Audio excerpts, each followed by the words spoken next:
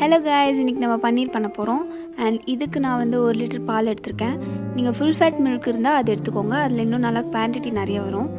And இது நம்ம நல்லா பாயில் பண்ண போகிறோம். இதுக்கு பால் நல்லா பொங்க வேண்டாம். நீங்கள் நல்லா கொதிச்சோன்னே, பால் நல்லா கொதித்து பொங்கி வரும்போது நீங்கள் லெமன் ஜூஸ் ஆட் பண்ணி கலந்து விட்டே இருங்க. நான் இன்றைக்கி 1 லெமன் ஃபுல்லாக எடுத்திருக்கேன்.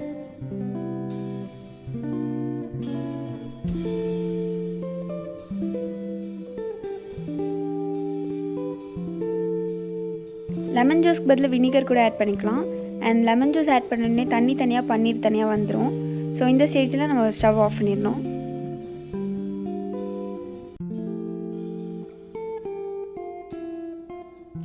இப்போ வடிகட்டுறதுக்கு ஒரு துணி எடுத்துக்கோங்க. உங்கள்கிட்ட சீஸ் கிளாத் இருந்தால் அதை எடுத்துக்கோங்க, இல்லைனா வேறு ஏதாச்சும் மெல்லிசான துணியை எடுத்துக்கோங்க.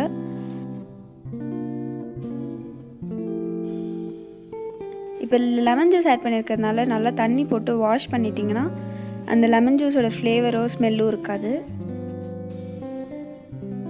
நார்மல் வாட்டரில் வச்சு வாஷ் பண்ணிக்கோங்க நல்லா.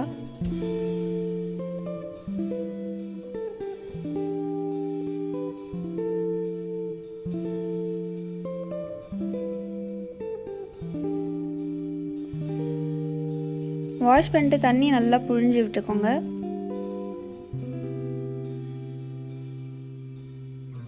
இதுக்கு மேலே ஒரு வெயிட்டான பாத்திரம் வச்சு நீங்கள் அதை அப்படியே ஒரு 2 ஹவர்ஸுக்கு விட்டுருங்க.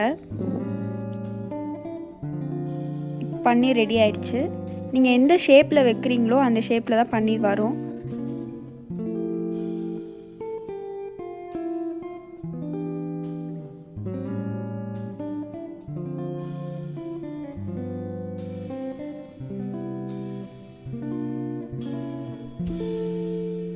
இந்த அளவுக்கு திக்காக வச்சிங்கன்னா உங்கள் பன்னீரும் இதே மாதிரி வரும். ரொம்ப மெல்லிசாக வச்சிடாதீங்க. நம்ம பன்னீர் ரெடி ஆயிடுச்சு. இதை நீங்கள் வந்து ஒரு ஏர்டைட் கண்டெய்னரில் ஸ்டோர் பண்ணிடலாம். நீங்கள் இப்போ 2 to 3 டேஸில் யூஸ் பண்ணிடுவீங்கன்னா ஃப்ரிட்ஜ்லேயே வச்சுக்கலாம், இல்லைனா ஃப்ரீசரில் ஸ்டோர் பண்ணிவிடுங்க. பாய் காய்ஸ், தேங்க்ஸ் ஃபார் வாட்சிங்.